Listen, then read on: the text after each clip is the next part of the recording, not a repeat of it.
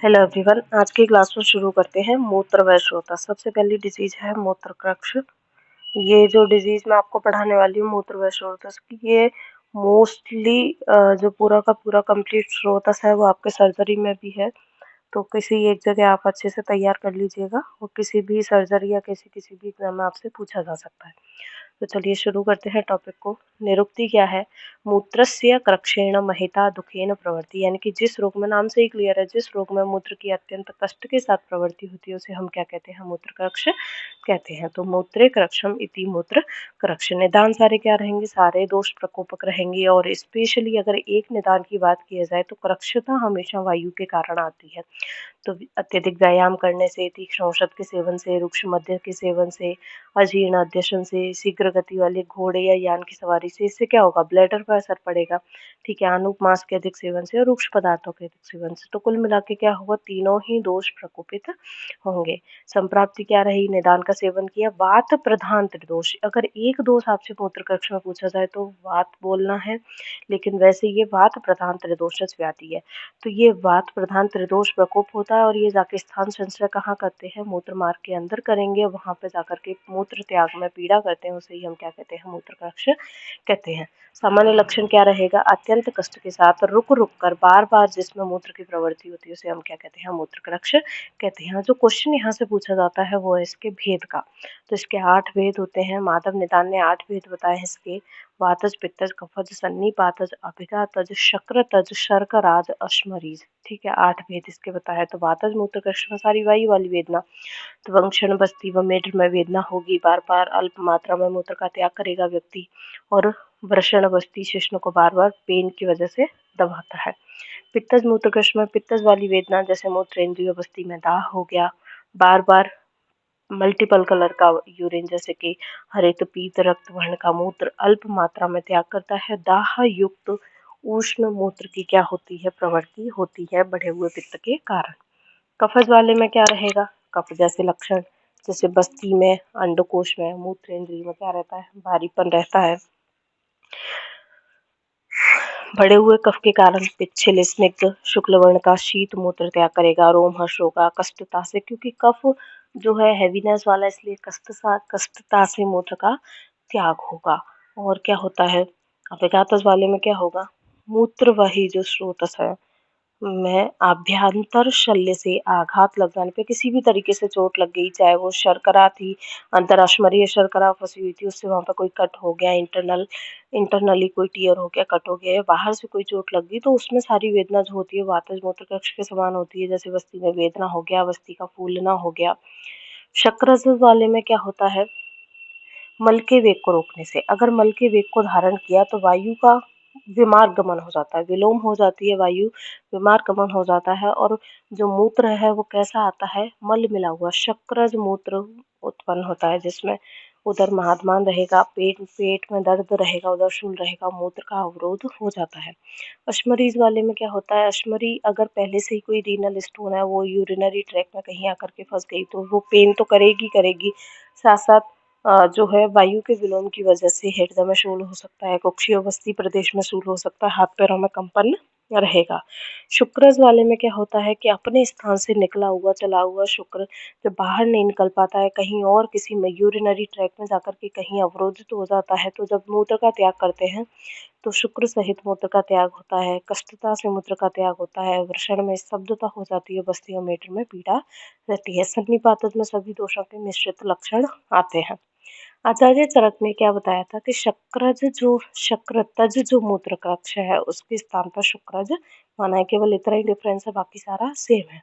चिकित्सा कैसे करेंगे? जो वातज है उसमें वातनाशक तेल से अभ्यंग स्नेहन करा दिया, निरूप बस्ती दे दी, उत्तर बस्ती भी देंगे, और कटी प्रदेश पे सारे के सारे वातनाशक तेलों से अभ्यंग करवा सकते हो, क्वाथ से परिषेक करवा सकते हो। पित्तज वाले में क्या करेंगे? सारी ठंडी चीज़ों का यूज़ करेंगे, तो शीतल द्रव्य को हाथ से परिषेक करवाओ, अवगा प्रदेह या पूरी की पूरी ग्रीष्म ऋतुचर्या का पालन यहाँ पे करा सकते हैं। साथ ही बस्ती जो भी पित्त शामक सारी चिकित्सा है, क्षीर पान विरेचन का प्रयोग कर सकते हैं।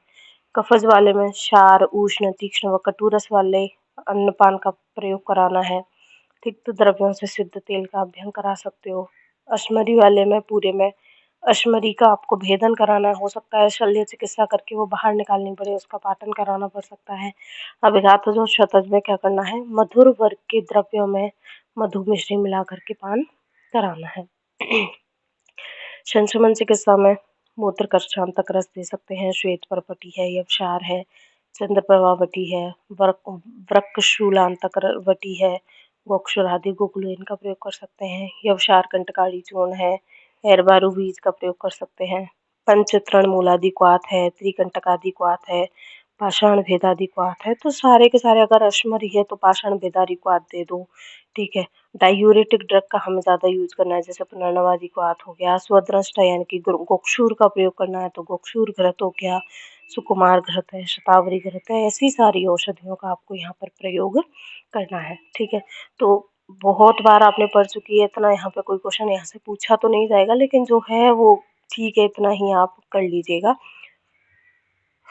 फिर उसके बाद इसी में नेक्स्ट बात करते हैं मूत्राघात की। तो जिस रोग में मूत्र त्याग करने में रुकावट, आघात उत्पन्न होता हो, अवरोध उत्पन्न हो, उसमें तो क्या था, कृक्षता के साथ मूत्र त्याग हो रहा था, और इसमें रुकावट या अवरोध उत्पन्न हो जाता है, इसलिए यूरिनेशन नहीं हो पाता है, उसे क्या कहते हैं, मूत्राघात कहते हैं।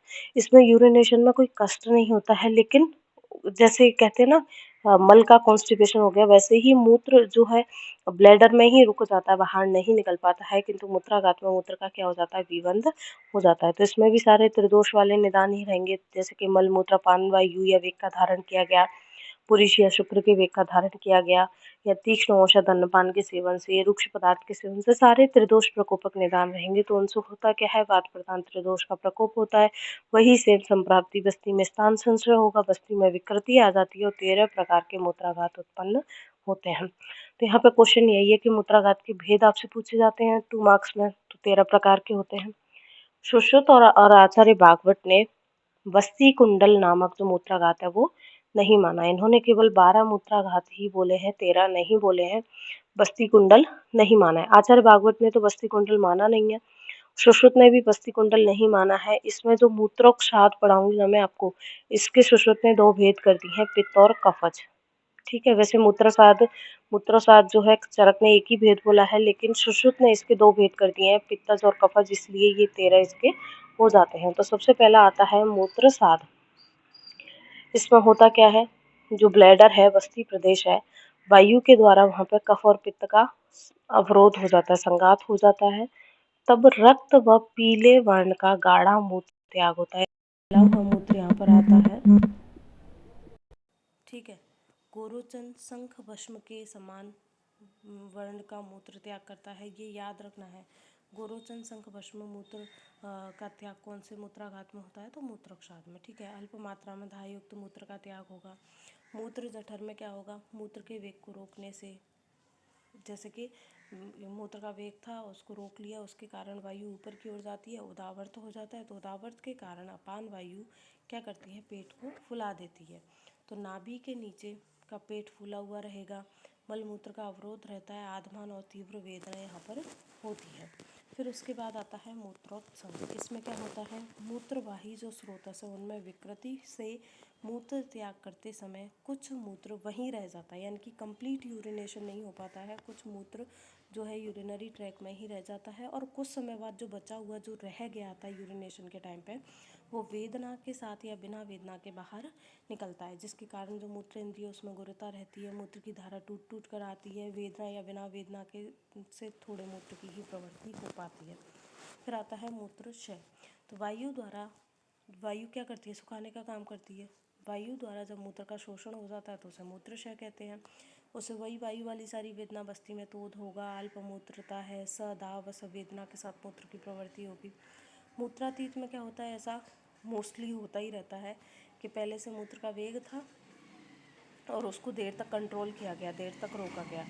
तो रोकने से होता क्या है, जब यूरिनेशन के लिए वो बाद में जाता है तो मूत्र का वेग तुरंत ना आकर के देरी से निकलता है, तो शीघ्रता से नहीं निकल पाता है, और जब प्रवाहन किया जाता है तो मंद मंद धारा से मूत्र निकलता है, उसे हम क्या कहते हैं, मूत्रातीत कहते हैं। इससे भी क्या रहता है, बस्ती प्रदेश में वेदना रहेगी। फिर आता है वात अस्ठिला। वात अस्ठिला में क्या होता है, वायु कुपित होगी, बस्ती व गुदा को रोक करके आधमान उत्पन्न करती हुई वायु ऊपर की ओर उठती है, चल उन्नत तीव्र वेदना युक्त अस्ठीला। अस्ठीला में अस्ठीला वात अस्ठीला को प्रोस्टाइटिस से कोरिलेट किया गया है, जिसमें प्रोस्टेट का बिनाइन प्रोस्टेट हाइपरप्लेजिया बोलो या प्रोस्टेट से इसको कोरिलेट किया गया है। तो इसमें जो वायु है वो कुपित होकर के क्या कर देती है, प्रोस्टेट को ऊपर की ओर उठा देती है, उसको हम वात अस्ठीला कहते हैं।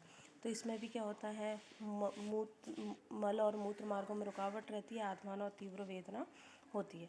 ठीक है, वात अवस्थी में क्या रहेगा, मूत्र के वेग को धारण किया, रोकने का अभ्यास ऑलरेडी कर रखा है, डेली करते हैं जो मूत्र के वेग को धारण।